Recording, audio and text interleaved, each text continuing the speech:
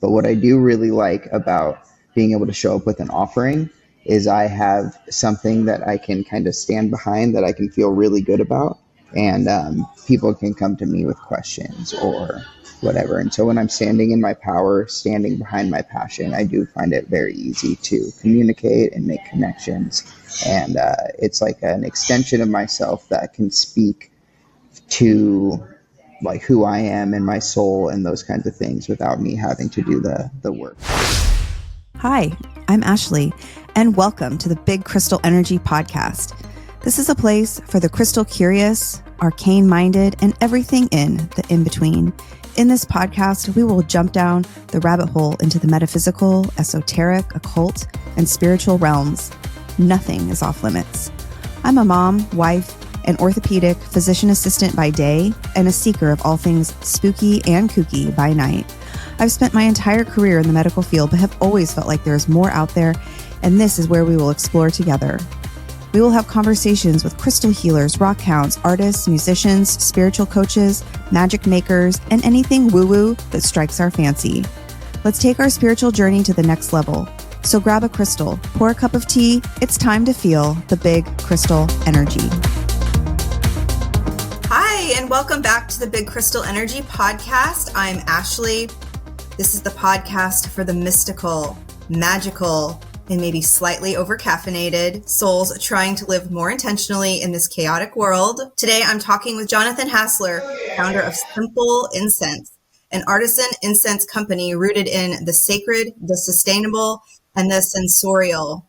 For over a decade, Jonathan has been immersed in the world of incense crafting, and in 2022, he launched Simple Incense with a clear mission to offer high-quality, intentional incense using ethically sourced resins, herbs, and oils, often in partnership with indigenous communities. If you've ever lit a stick of incense to shift your energy, cleanse your space, or reconnect with spirit, you're going to love this episode. We explore the deeper magic behind incense, how Jonathan incorporates crystals, yes, self-dug fluorite, which he included in my first order, and why transparency, intention matter more than ever in spiritual tools. We even chat about how you can make your own incense at home if that's a path that's calling to you. So light something sacred, settle in, and join us for this smoky, alchemical conversation. Welcome, Jonathan. Thanks so much for coming on the podcast. I'm so excited for our conversation. I am a huge incense lover, and the more I have used incense, I have realized how much variation there can be in the products. And when I ordered from you, I knew eventually I would love to have you on the show to chat about your journey and your products. So welcome. Yeah, thank you very much, Ashleigh. Thank you for finding me and hunting me down and being a enjoyer of my products. Oh my gosh, yes. Yeah, it truly is my passion. So I'm really grateful for the opportunity to come here and talk to you about it. Yeah, I mean, as I consider myself, a magical person, and magical people typically love lots of incense and smoky cleanses and all of the things. And I have this huge array of incenses, but I've found that specifically with your products, they just feel significantly more special. And I love the handcraftedness of them. And it doesn't feel like, it's not just something that's coming in like bulk, and it's not just something that's like mass produced. And I feel like the sacredness of that is something like very special. So I just loved, I loved getting your products. When you sent me my first order, it was so beautifully packaged. You included extra goodies. You gave me a crystal, which you didn't even know that I was into crystals at that time. So I was like, oh my gosh, that's amazing. So yes, this is amazing to have you here. And so I would love to just get started by your story. What first drew you to incense crafting to begin with? Yeah, well, my story is long, how I got into this path, and thank you for highlighting the kind of mystical realms, because those threads of stories are very intertwined with how I got into rolling incense. And so mystical experiences were kind of always a part of my experience from a young age. I can remember spontaneous moments of being in connection, and those kind of have followed me throughout my life. When I was about 14 or 15, I started to have natural DMT releases inside of my body. I had no idea what these experiences were, other than to find out like what the Kundalini experience is and these kinds of things, these gifts at a point of spiritual evolution. So those experiences started happening as I was at a transition in my life at that young age. But what that eventually led me to do was seek out more community and people that can relate to these experiences. And on those travels, my brother actually took me to a music festival, and I had a very peculiar experience with a burning piece of bark. I still have no idea what this bark is. I have asked questions. I am starting to find some breadcrumbs that are kind of intertwined with my mystical realms, but basically I watched this bark, their smoke kind of waft into my nose, and that created about a 8-hour psychedelic journey.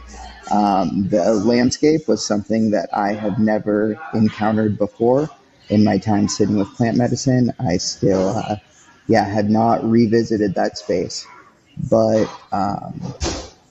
the experience continued. And that morning, 16 years old, I woke up to my brother having an epileptic seizure, and he had forgotten the entire experience. And so I walked out of the tent after this, this 8-hour landscape, and it was very clear to me that I had shamanism on my left hand and incense rolling on my right hand. And so that experience led me to find a teacher, somebody who I've worked with very in-depthly until she passed about 7 years ago. But that path of medicine work filled my life for about 10 years, and this right hand of incense was kind of always in the shadow. I was interested in it, but it wasn't until I started to feed that passion of mine for incense that I really started to get more understanding about what my path is. Wow. So when you talk about that piece of bark, was it something that was supposed to have a psychedelic experience associated with it, or it's something that it had that for you only? So I spent a lot of years trying to understand that and ask those questions. And I don't think I've gotten solid answers in either side. So I kind of have backed away from trying to answer that question and just understand that the experience kind of happened. I don't know what it is. Interesting. Yeah. Did your brother also have that experience and that sent him into his epileptic seizure, or did he already have epilepsy prior to that? I'm under the impression that he had the experience with me. Okay. But did he have seizures before you guys had that experience together? He did, yes. Oh, okay. Because I was like, that could be something even more intense to unpack if you have this experience and then you wake up with your brother having this situation happen and you didn't even know that he had that. I mean, obviously it's intense either way, but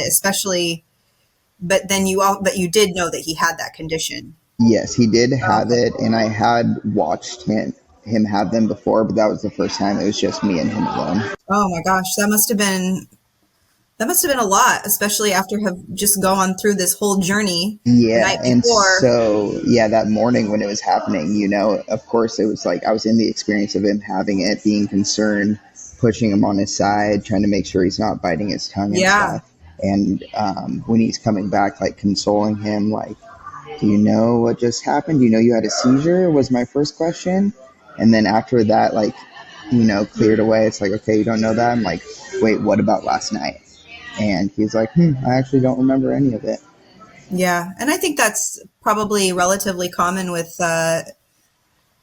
just with my medical background, with people that have seizures and stuff. A lot of times those recent memories kind of get erased if they have a situation like that. But I mean, then it just felt like then you had this moment that maybe you thought you shared together, but then now you carry that alone, Yeah. that memory alone. Yeah, I Hmm. understand. So I can see how that could have been a very significant moment in your life. And then you had a teacher that you worked with. So then how did you decide to, I mean, it sounds like you've been working with these products for a long time before you started your business. Yes. So then how did you decide to kind of go all in and like create a business for yourself? Yeah. So after COVID, I was on lockdown with my daughter. It was just the two of us. I am a primary parent for my daughter. And after COVID, that, drama that was being locked down, I'd kind of lost what I had believed of what is my identity, having to step into this full time father role at this young age of 22, 23. After coming out of COVID, I kind of lost my sense of who I was. And so I started to roll the incense and start the business as a way to kind of self reclaim a shred of who I am. I love that. That's so good. I mean, sometimes I know for me in my own journey, just getting back to the things that have brought me joy in the past and just putting myself in that place again has really brought forth my identity again. And it's been a beautiful process. And it's just been, it just makes you feel good as a person. It makes you feel more confident in yourself, and it makes you feel like you have this purpose. Do you feel the Yes, same way? I absolutely do feel that way. And I've said before that just starting to roll the incense like saved me, and everything else is kind of a cherry on top. And so I'm really grateful to be on this path. One, organically, I know that there is a lot of courses and things out there that can teach you how to roll incense. I have taken none of those. It's all been a self discovered passion. And Yeah, I mean, you can find courses and stuff for basically anything these days, but if you have that passion within you and you know the simple basics of it, then you could probably just start creating your own blends and things if you know the basics of how to actually put it all together. So that's beautiful. So let's see here. Can you sort of talk us through what the process of making the incense is like? yes, so I really try to honor all the different elements that it takes to roll incense while I'm making my blends. I go as far as going to Mount Shasta or going to a close spring to harvest the water that I'm using and kind of set my prayers, have my little time of like just collecting water, going outside of my way, um, purely just to be in devotion to the art of incense crafting. And so I really pride myself on not taking shortcuts. And so harvesting the water is a good way for me to do that in just devotion to, God and life and the things that have kind of saved me throughout my entire path. So that is just one thing that I do. But I utilize my distiller, and I distill aromatics, and I also distill a very peculiar lucid dreaming herb, which I then take the hydrosol to reincorporate into one of my incense blends. Another thing that I do to just focus on the water element, my heart blend, for instance, I take rose wine. My friend handpicked the rose petals, and I fortify it with aromatics. So I'm stuffing fresh lavender, fresh Palo Santo, copal into this wine to roll it back into my dry ingredients. So the water element is the first aspect of creating incense because you need to dampen your dry ingredients. We talked a little bit about my sourcing and my devotion or whatever it is to try to source things sustainably. Um, I have developed relationships with all of my resin suppliers, which I get those resins and I stone grind them. A lot of the times they come to me very fresh, so I have to do a number of steps to get them to a place where they're powdered. Um, Could but you yes, explain what a resin is exactly? for Yes, someone that doesn't know, because I don't really know what that is. totally. So frankincense, copal, myrrh, all of these names we've heard are tree resins. Tree resin. Oh, okay. Yep. So that's the primary aromatic component to naturally hand-rolled sticks is the resins. So is that like, I mean, I don't want to use the word like sap, but is that like I mean, how is that extracted? Yes, it is like sap. Why I like working with the indigenous communities and specifically sourcing the resins that I use from specific areas is they will collect it like sap, but they'll also tap the tree like almost maple syrup. But they Oh, do it in a way so that it doesn't kill the tree, so that the tree can come back years later and give its resin again. And it's so nice to support indigenous communities in that because we all know our dollar goes so far with them, and to just know that they are grateful for what the tree is giving is, you know, it's a quite a big opportunity, and it feels really nice to receive those resins from those communities and kind of use that appreciation as well. so when you're talking about these communities, are these communities that are near where you live in Oregon, or are they all like, do they come from all over the country? Where do you mostly, how do you know? Actually, How do you yeah, know where to even go? yeah, they actually all come from out of the country. So Okay. particularly with frankincense, I only source Omani frankincense, which is Boswellia sacra. I do this because the government has certain protections over the trees.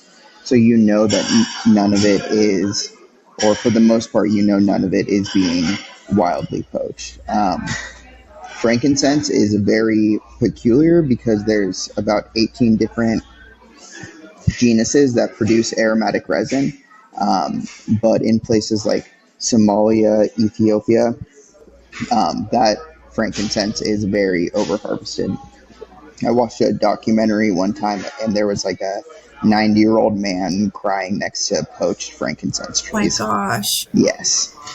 Oh my And gosh. so that is a problem in this industry, especially some of these bigger essential oil brands.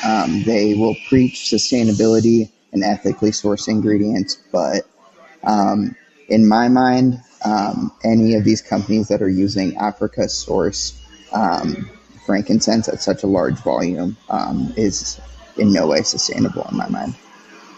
Wow, this is so fascinating. I mean, I think that most people, when they buy incense or any of these products, they have no idea that any of this is going on. I mean, most people just they see incense at the store or whatnot, and they just buy the product and they don't really even think about any of the story or the products Yes. associated with them, or even Well, necessarily what you're breathing, right? I mean, totally. I mean, that's a whole nother aspect of it is the use of synthetic fragrance. So synthetic fragrance kind of naturally dominated the incense industry because of capitalism. It's cheaper to produce. You can get it, but also too through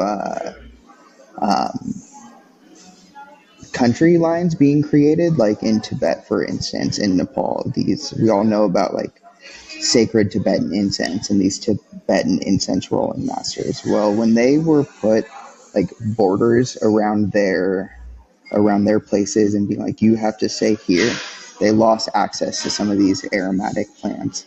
And eventually, with the revolution or the modern revolution, whatever you call it, they start to find these synthetic fragrance and they start to use it in their own practice. These generation old Tibetan masters starting to use synthetic fragrance because that's all they have access to, which is a shame.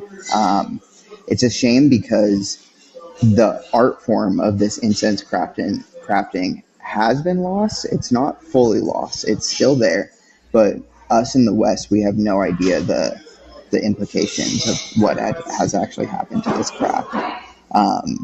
Let alone speaking about the hormone disruptors elements of it. I have a daughter, so synthetic fragrance is something I really try to keep away from her because it's very known that these things can cause like early onset puberty, things like that. Yeah. How old is your daughter? She's 8. Oh, my son is 8. How cute. Is Cool. she in second grade? She is in second grade. Oh, that's cool. Yeah. Mm-hmm. I love that. Yeah. No, I mean, I think about these things too, because as much as I love these different products and even like candles and all the different fragrances, I'm always trying to be more aware of either making sure I have high quality products that I'm burning around, if I'm going to be burning something around my children, or, just trying to keep them away from that stuff in general and just poisoning myself. I love that. That's really interesting. I mean, there's such a backstory to everything that you work with, which I think is really fascinating too. You know so much about all these products and resins and things like that. So you get your sources from out of the country mostly, and then how do you put together your blends? Yeah, so a number of different ways. So first and foremost, I'll just take a lit piece of charcoal and I'll start just adding different ingredients until I find a scent profile I like. That's my old method, but the last 2 blends that I've made, Lucid and Heart, has all been conceptually. Oh, and wow. what's exciting about that is when I actually execute them, and they are better than I would have imagined. Okay, so explain that to me. So you just think in your mind, like these would be beautiful blends to put together, and then you make it, and then it's just even better when you actually smell it. Is that what Yes. you mean? Mm-hmm. That is what I mean. I mean, I think that's really interesting because you're, conceptually you're coming up with these ideas that seem like they would work together. And then like with so many things, like sometimes conceptually something seems like it could really work, but then in reality, it doesn't work at all. But I love when it actually comes together for you. That's really interesting. I'll have to check out some of these new blends. Are you selling them? Yes, I am. All of my blends are available on my website right now. So is this something that you do like as a primary job, or do you work outside of your incense as well? So it's funny, as of today, I am having a big shift around my actual career path.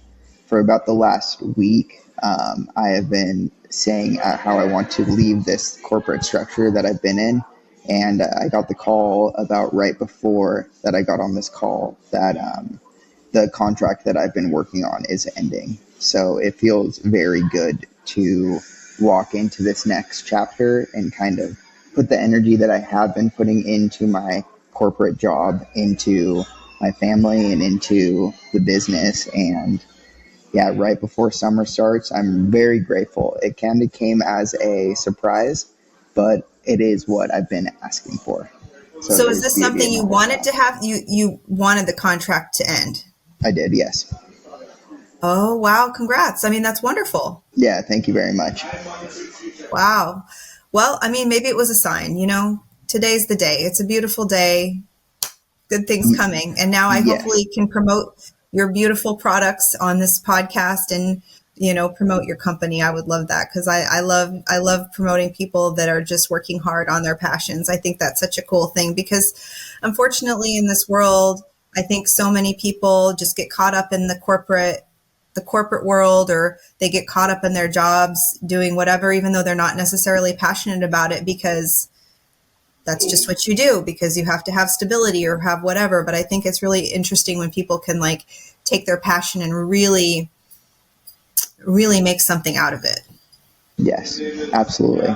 It's really, it's like got to be so fulfilling for you. So, now when you make your blends, do you make them with like a specific idea in mind as to what you want the use to be for, as far as like clearing or grounding, or how is that process for you?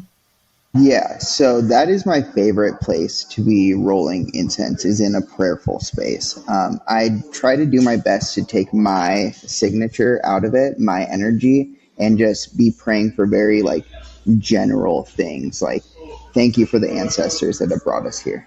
Like very basic prayers, like something that I print on my packaging a lot is, may the four winds bless who you share your heart and home.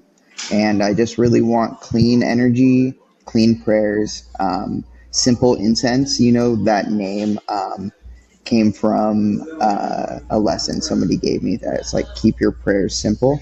And I really like to bring forth things in a simple way and know that the complexity kind of can live inside me. Wow, that's so beautiful.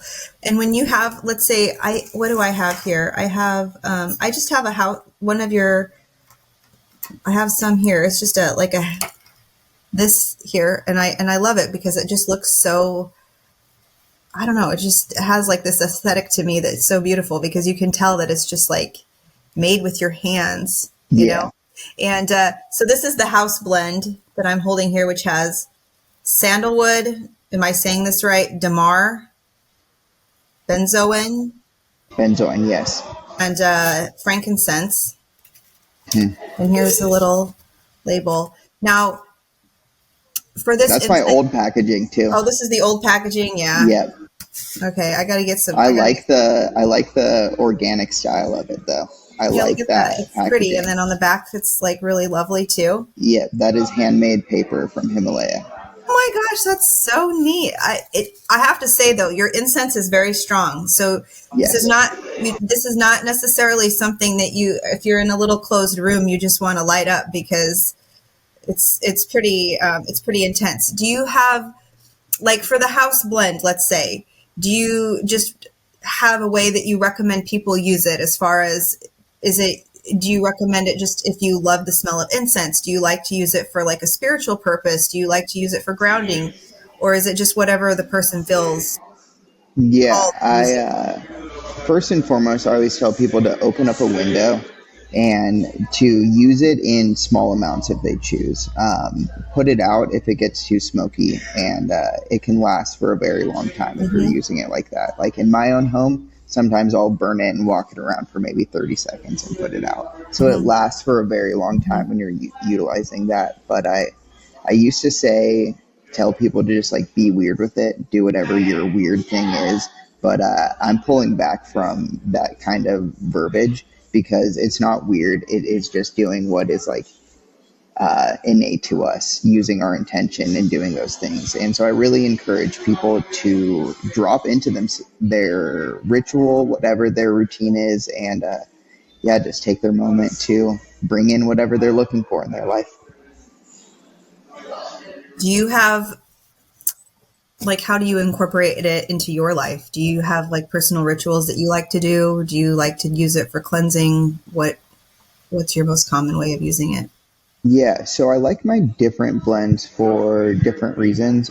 My lucid, I like for like stretching, preparing for meditation space. I also do like it for clearing. The yerba santa in it is from Mexico and has been known for clearing out energies, kind of using it in a way of sage. So I will light that if a friend comes over and needs to talk about something heavy, or if I'm kind of dealing with things that are heavy for myself, I like to burn the lucid. The house blend I like because it's aromatically pleasant, and so I will just burn that, just for it to smell good. But my heart blend I like in more like social gathering situations, or more like tender moments. Okay, so I need to get some of this lucid, and I need to get the heart blend. I need to get everything. I need one of everything. Absolutely. Yeah, everything is very good right now. My sourcing is the best it's ever been. I love that. Okay, so let's see here. I have all these little questions that I want to ask, but I feel like we're kind of going through them, which is amazing. Like let's see here. Yeah, we talked about all these different things. So, now, when you sent me my original little order here, you had included this little piece of fluorite. And do you always include stones with your orders, or how does that work? Because I was like, oh my gosh, he doesn't even know that I like crystals, and he sent it to me, and I was like, I love this piece. Yeah, absolutely. So I don't always incorporate crystals, but what I do is whenever I go on my mining journeys or my rock hounding journeys, I'll include a self-dug crystal for about the month or so that I have my little odds and ends. But if I have extra, I really do try to put them in my packages. Sometimes those packages fall short, but I do like to maybe write a note or have just some personal element to the person receiving my package. Yeah, that's right. And you did. You wrote a beautiful. I have it somewhere here on my desk, probably. But you wrote a beautiful note, and I think that's what I love about small businesses so much too. Is the you can really feel that it's coming from that person and their their love and their connection to their product. Now, for example, with this particular fluorite, I don't even know if you remember. Do you remember where this came from? Yes, so now that I'm looking at it, I was under the impression that you may have put an order in with me a little bit sooner. So that piece, I did not dig that piece. That Okay. is from, let me look at it, maybe like Madagascar? Oh yeah, I love it.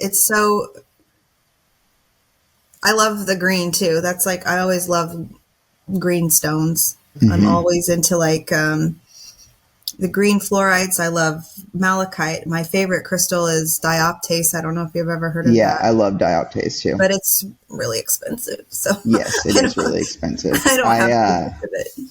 I just got back from a mining trip to New Mexico. I took my daughter with a friend and we went and got blue fluorite and purple fluorite.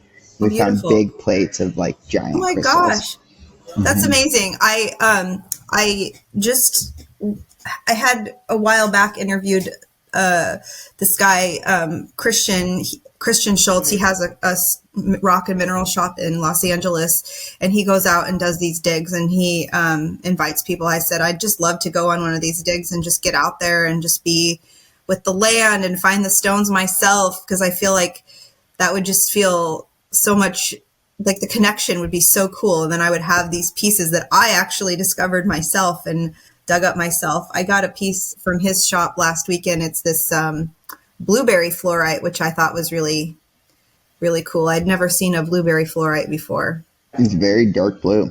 Yeah, it's really neat. I got I also picked up a piece of black tourmaline from him, which I thought was really cool. I'm not sure what other little pieces are on here. And then another little piece of fluorite. This one is really cool because if you shine the light behind it, you can see all this really cool banding and things inside there. It just is like, I think it's just so beautiful when you can see these like little worlds inside within the stone. It just feels so magical. I mean, it's so amazing how they're made. Absolutely. That's why in the center of my logo is a little crystal, because in refining my identity, it's like crystals are a big part of that. How so? So many times I've just been lost staring into crystals. I just love them. I love digging rocks. And at my booth last year, I traveled to a number of music festivals and got my offerings out that way. And I'm continuing that this year. And I can put on the table some self-mined rocks and other collected crystals. I'm going to have a very nice assortment this year from Washington, from New Mexico, from just all over the country that my friends or I have dug myself. And I think it's so nice how you took your daughter out to do this adventure too. I can't wait. I really want to do something similar like that with my kids, because I think it's just in the world with the way things are now with the technology and the kids, they're just so focused on all these things. It's so nice to just put all that stuff away and just get out there and get in touch with the land. And, just like we were when we were kids, we were just playing outside. I would like dig out pyrite from my grandma's neighbor's driveway when I was a kid. And I would like try to sell it to the neighbor kids, and no one's like, no kids were like, I'm going to buy your stupid fool's gold. And yeah, that's very funny. So cool. Yeah. I'm digesting that with my own parenting style too, with how big of like role I have in my daughter's life, it being full-time with me right now. It's taken me a while to realize that like she chose me, she got me, so she's going to get these parts of myself, unrestricted and in the I think that's true. I was having a conversation with a friend yesterday, and we were kind of talking about the similar thing as far as like our children they chose us. So it's interesting you mentioned that, because I think it's true. So I try to just be very open and honest about who I am and what my personality is, and never try to, really mask any of my kookiness, because they were my kids and they were meant for me, and I was meant to be their mother. And, I think it's just part of their journey too. They don't end up having to be like me, but I think it's nice to just fully be present in who we are with our family and our children. Yes, absolutely. I agree. So are you mostly selling your products on your website or through your Instagram, or do you mostly go around you said you go to different festivals and things like that? Yeah, so the festivals are a great way for me to network, to get my products in front of people, to get people in the booth to maybe come and experience frankincense on the charcoal or copal, for me to talk about my sourcing and things like that. And I do well at those events, but it is the main component, I believe, to my online sales. Is what I see happening, or the feedback that I get, is somebody meets me at a festival, buys my products, and then is inspired to share it with their friends. And then their friends are starting to find me out on my website and order products themselves. Yeah. Were you someone that was always relatively outgoing, or is it easy for you to go to these festivals and communicate with all the different people? Or, because I know for me, I'm just asking it for my own personal, because I've always been very introverted. And so trying to get out there and do interviews and do different things, it's been a journey. Yeah, I think that both sides of those, introvert, extrovert, exist inside of me. And I feel like I can pop into any side of that kind of as a surprise to myself. But what I do really like about being able to show up with an offering is I have something that I can kind of stand behind, that I can feel really good about, and people can come to me with questions or whatever. And so when I'm standing in my power, standing behind my passion, I do find it very easy to communicate and make connections. And it's like an extension of myself that can speak to who I am and my soul and those kinds of things without me having to do the work. And I really appreciate it for that. Yeah, I know. And I think when you have something that you're very passionate about, it is very easy to chat about these things. So I know for me, because I'm really passionate about my podcast and just meeting new individuals that have, different spiritual journeys or different passions, it's very easy and comfortable to talk about these things, because it's always leading to an interesting conversation. And it always feels like the conversation could just go on forever. And so I'm sure you meet a lot of interesting people when you're out and about. Hey, sorry to interrupt, but I have something you need to hear. Have you been feeling a shift, a pull towards something more? Whether you're manifesting new opportunities, confidence, or a major glow up, the universe is listening, and I've got just the thing. In a crystal clarity call, I'll intuitively select 3 crystals to support your manifestations, pull a tarot or oracle card for deeper guidance, and craft custom journal prompts to help you take action. It's more than a reading, it's an energetic roadmap. So if you're ready to align with your highest self, DM me on Instagram at mystical.mama.ash for details and pricing. Let's bring your magic to life. Yeah, I do meet a lot of interesting people, and it's very nice. There's a lot of people that are burning my incense that are even surprised to me, almost like all rankings of societies. People who, are very perceived to be well off or have some sort of social status are coming to me as their incense crafter and trusting me to be that, which I really enjoy, because I mentioned before, I'm on this path kind of organically. I see myself doing this and forever. And I look forward to the time when I'm an old man and my blends are just so much better than what they are today. And I'm really grateful to be on that path. And I'm calling that in for myself. I want to be on this path, and I want to combine it, that original seed of that vision. I want to combine it with my medicine work. And that is currently the path that I'm on. You know, I've talked a little bit about my journey, becoming a father, having my teacher. I haven't really got into that, but what she was teaching me how to do was shamanic journey. I don't know if you're familiar with that. I am familiar. I'm not familiar in a sense that I've done it myself, but I definitely am familiar with the terminology and things like that.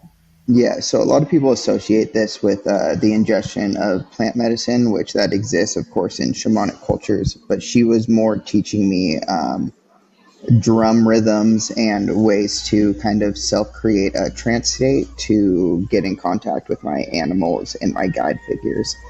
So in these 10 years that I studied with her, however long that time period was before she passed, I developed really deep relationships in these inner worlds of myself. And yeah, that is my favorite way to create incense, is with these animals and with these guides alive in myself. And when I put those hands together, it was right at the crux of my Saturn return. And it just, Wow. it became just so clear, crystal clear to me. All my visions kind of crystallized in this one moment. And being free of this corporate job that I'm telling me about, a big prayer that I've had for my life lately is what does my life look like when my needs are met? And what that looks like is me having the space to really explore my mind, do this in a good way, upgrade my capacity for my family and my life. And I just have really well wishes for myself and really good intentions for my community. And I really just want to keep bringing forth things in a very good way. Oh my gosh, that's so beautiful to hear that. I love that. When you talk about your teacher, how were you connected with this person? Yeah, so I met her through another woman who was a Lakota woman who also delved down the path of shamanism. So I did my first introductory journey with her. As I look back in my mind, I'm this was a very clear medicine person. She got me in contact with Pearl, was her name, and I started to take classes from her, and I started to make energetic offerings to her for her to start teaching me what she knew. A number of those things were Celtic rite of passages and very, very cool things. I'm a very visual person, just to talk about to go back to the beginning, talking about those spontaneous experiences I'm talking about. I don't have to second guess or question what these things are as much anymore, and just because I can see them. And so that makes it very, I was very grateful to be at this point in my life to not be doubting these things anymore, and understanding that they are very good for me, actually.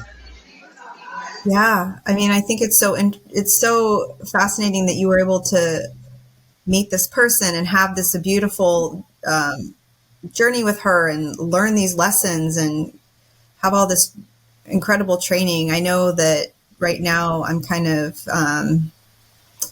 going through this kind of, I don't know what to call it, kind of a healing journey of my own, and trying to find alternative ways of kind of exploring myself or being more introspective or discovering who I am, aside from just, the regular traditional Western ways. I mean, sometimes those ways can help to a certain degree, but I also feel like when you're connecting like you did, I feel like it takes you so much deeper. Well, if you're ever interested in a one-on-one journey session, I'm happy to offer that to you. We can do it distance. We can do it over Zoom. We can go through the steps. Really? Oh, wow. I do have totally be into that. certifications in things like shamanic practitioning. The certifications don't mean much, but I'm in a path to bring these things back alive in myself. And I really enjoy my one-on-one coaching with people in this sort of way, because I can really put my self-identity aside and just show up very whole and in a very good way for whoever. Yeah. I'm And I very, think, very willing and open to talk about the nitty gritty and the vulnerable parts, because those are the parts of us that need healing and deserve to be shown to the light so we can move through them. We can bring some light to, whatever we yeah, need in our lives. we do. It's hard, I think, at times to find people that are willing to go there. I think I'm someone that likes to have deep conversations and really get into things, and a lot of people don't really like to do that because it can be challenging and it can be painful. And I feel from you, like I just feel such a like even though we're only meeting, virtually, I just feel like such a calm, grounded energy from you, and also just like this passion for what you do, which really translates very easily, even virtually. Nice. Thank you for that. I appreciate that. Yeah, because it's hard, I think especially as you get older, you meet people, you're out in the world. It's sometimes hard to make those connections with people in a certain way. I mean, a lot of our friendships tend to end up just being kind of superficial and Yeah. things like that. And I'm not really interested in that at this point in my life. Totally. I'm going through that journey with myself too, becoming older, seeing what areas I fit in, which groups I fit in, those kinds of things. And I'm a Gemini, and so I really relate to that archetype. It's very easy for me to take both things into consideration. And I get it. I mean, you're a mom, I'm a dad. It's busy getting the kids So up for busy. school. I don't have like an endless amount of time or capacity for being very present in every interaction, but No. I can surprise myself. And that's what I like. When I can get myself out of my own way, I can surprise myself and I can find myself having capacity to have very good conversations or whatever it might be. Yes, I love that. Well, yes. Well, let's stay in touch beyond this podcast because I would love to get into that more with you. That sounds like something that could probably be extremely helpful for me. And one thing that I just kind of want to ask about, if someone at home is interested in kind of creating incense, is that something that is easy, like for us to make small blends for ourselves, or is that kind of a complicated process? It is. It depends on how you want to do it. I definitely recommend people going to their land and harvesting the aromatic plants around them, creating loose blends to burn on charcoal. There's sage around so many of us, mugwort, pine sap, these tree resins. Really just going to the land, the lavender, creating loose blends with unintention. Cedar is another one that I love. Place those on the charcoal is great. But if you are interested in rolling sticks or making cones yourselves, there is something called mako powder from Japan. It's this tree bark, and you just add a little bit of it into your dry powdered aromatics, and it goes from, if you just imagine adding water to herbs, it kind of is loose and falling all over the place. Well, you add that mako powder in with just a small amount of water, and it goes from this unmoldable to something you can form. And from there, with the mako powder, you can start to form it into sticks or cones. Okay. So I have a property that is out in the country, and there's lots of different types of plants and different things out there. So if I would go out there and I would get some different, things, would I just kind of allow them to dry, and then I would just kind of crumble? I mean, this sounds kind of dumb when I'm explaining this. Would I just dry them and then kind of like crumble them up and like mix it together and then just like burn it on some charcoal? Yeah, absolutely. Okay. I mean, I could do that. I feel like I could even handle that. Yeah. 100% you can. Okay. So that's an easy, simple way. So if someone's really interested in this, if a listener's interested in this, then you can just get your little herbs or your cedar or whatnot, dry it, and then crumble it up and just burn it and see what smells good to you, what feels good to you. Yes, An absolutely. easy way to do it on your own. Absolutely. Where it gets a little bit harder in what I'm doing as an incense crafter is finding out how to keep the resin content high while keeping the burnability of the stick. and keeping the aromatic profiles high without some of the like stinkier base binder ingredients. Sure. I mean, this is an art. This is an art form. You know, you are the artisan, so you have to like figure all these different elements out. For us DIY people, we just kind of I'm still learning. I'm still learning so much. I recently confronted a big learning curve. There's that benzoin you asked about. That has been my most inconsistent resin for sourcing. For the longest time, it was the one ingredient that I really didn't have a clear answer on my sourcing. And so recently, somebody connected me to this person in Indonesia, which is this like 25-year-old kid who's now harvesting the benzoin resin for me.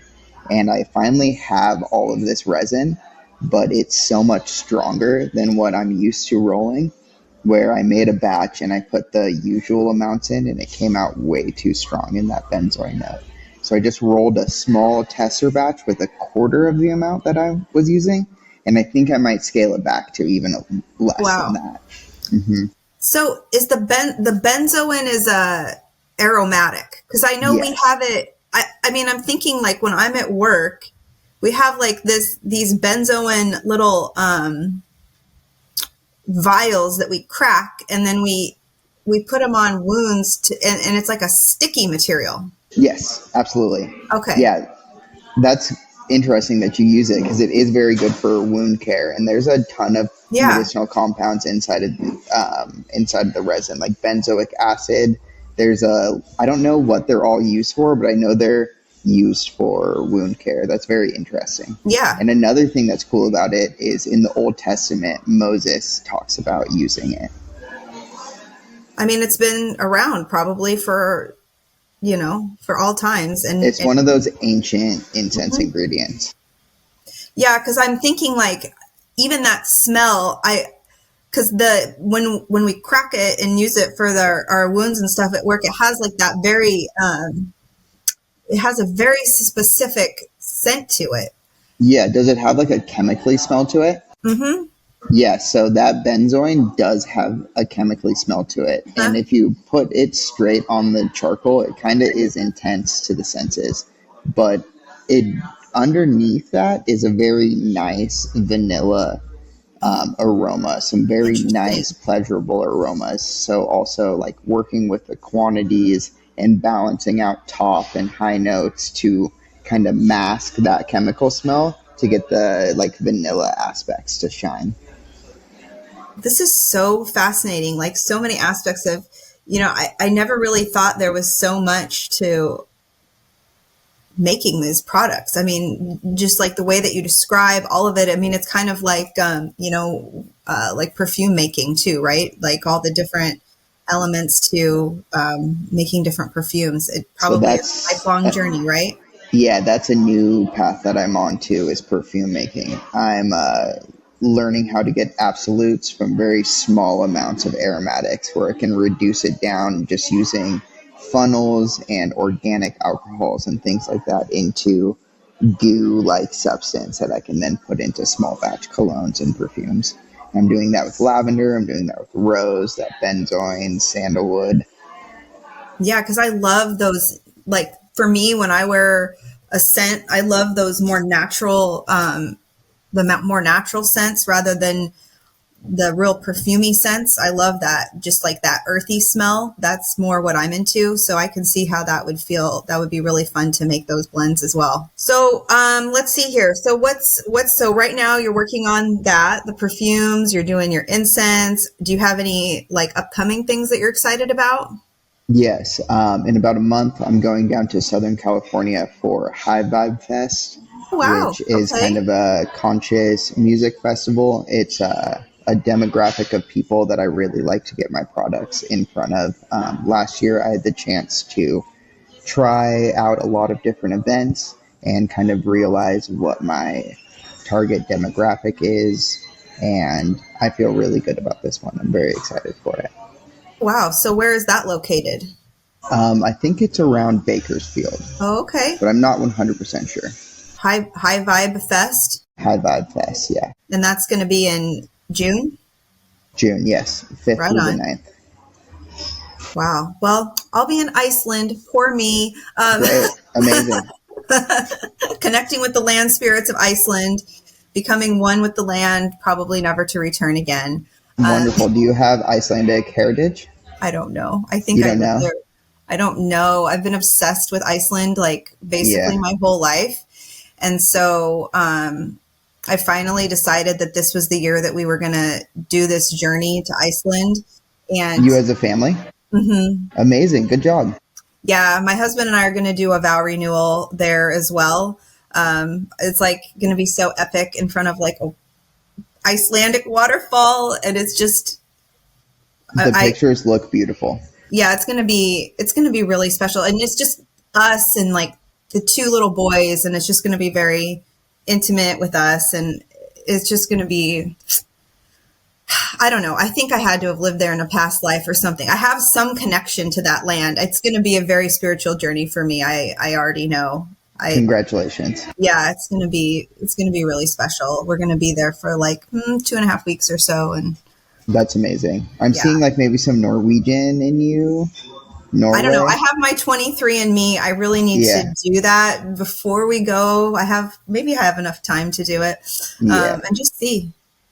Who I knows? just found out that my grandma on my mom's side, all of her like third cousins, and if you go back far enough on her more direct family tree, they were all reindeer herders in Norway, and they were the like indigenous Sami people of Wow, that's- of that region. So they were like the Amanita mushroom eaters and the reindeer wow, yeah. herders. That is so fascinating. I mean, it's Yeah. so fun I don't know my heritage that much. So I really want to dive into it because I think that, I mean, there's probably so many interesting things to unlock. And then maybe some of these aspects of myself will make sense because I really feel like an outlier in my family. I'm very different from most people in my family. So I could see it in you.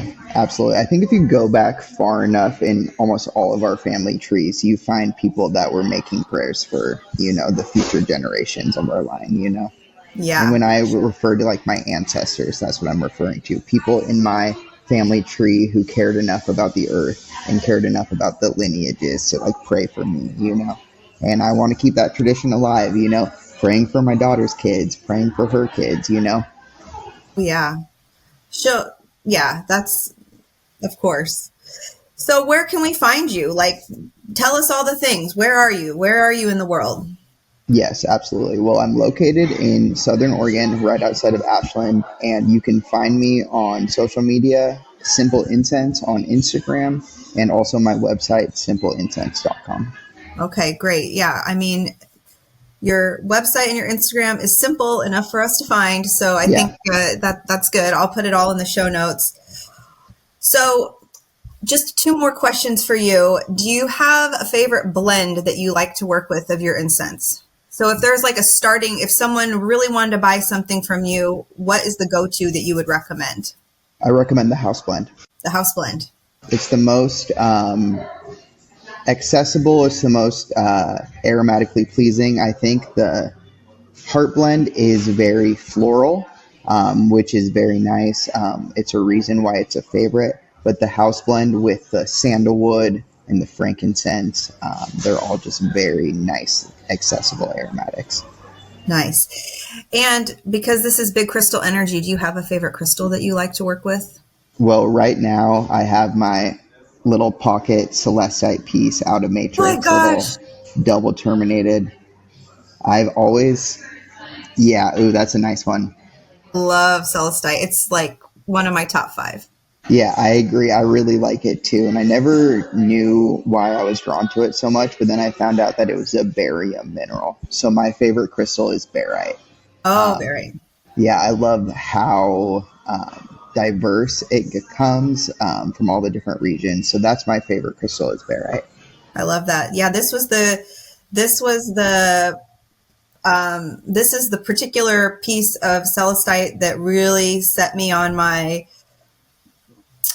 spiritual awakening over the past several years. It was this connection to this one particular stone. I didn't even when I picked it up, I didn't really know what it was, but once it was with me, literally everything in my life started to change. And I will ever be grateful for this piece of stone. I have it on my desk, and it's just like means the world to me. Yeah, I'm happy to hear that. That's amazing you had that experience with it. Yeah, I didn't even know. I mean, I always liked crystals, and I've always been super into fairies. As you can see, my fairy wings on my my wall behind me, and I've always just really been into magical things. But I didn't know that much about crystals. But once I found that stone in Santa Fe, New Mexico, I just like so many things opened up, and then I was like, oh my gosh, I started going down so many rabbit holes, and here we are today. Yeah, that's great. Yeah. All right. Well, Jonathan, it's been so fun talking to you. I've just loved our conversation. It's been really fun. Absolutely. Yeah. Thank you for the space, and I wish you well on your podcast journey. I hope you and your family have a great time in Iceland. Yes. And that the family is just happy and healthy. And yeah, springtime is here. Hope you guys have an excellent summer. Oh my gosh. I can't wait. It's going to be epic. I hope that you have a great summer going to all these different things. And yeah, so on that note, thank you so much. Have a great afternoon. Yeah, you as well. Thank you so much for jumping down the rabbit hole with me. If you connected with this episode in any way, I would love it if you could share it with a friend. Also, please tag me on social media. I'm at mystical.mama.ash or at Big Crystal Energy Podcast, mostly on Instagram. It helps so much getting my episodes out there and finding more magical, kooky, and spooky friends. Sending you all Big Crystal Energy. Cheers!